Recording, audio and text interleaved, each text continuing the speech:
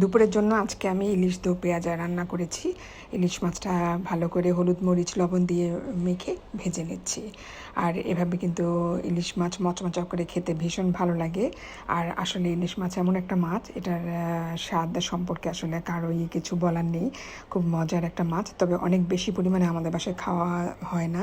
একবেলা খেলে আরেক বেলা খেতে চায় না। তো আমি একটু পেঁয়াজ হলুদ মরিচ লবণ দিয়ে ভালো করে মেখে এই ইলিশ মাছের উপর দিয়ে দিচ্ছি, সামান্য একটু পানি দিয়ে দিচ্ছি। ঝোলটা টেনে গেলে আমার ইলিশ মাছটা রান্না হয়ে গেল। এটা ইলিশ মাছের দো পেঁয়াজা আর একটু কাঁচামরিচ দিয়ে দিয়েছি। সাথে কালকের জন্য রুই মাছও রান্না করে নিয়েছি। ঢেঁড়স, কাঁচাকলা, আলু, টমেটো দিয়ে আমি রুই মাছটা ঝোল ঝোল করে রান্না করব কালকের জন্য। আর এভাবে আমার রুই মাছটা রান্নাও হয়ে গেল। আর একটু চিংড়ি মাছের ভর্তা বানাবো।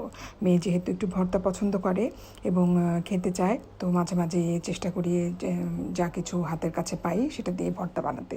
তো আজকে আমি চিংড়ি মাছ এবং চিংড়ি মাছের মাথা দুটো দিয়েই ভর্তা বানাবো, পেঁয়াজ রসুন সব কিছু মিলিয়ে।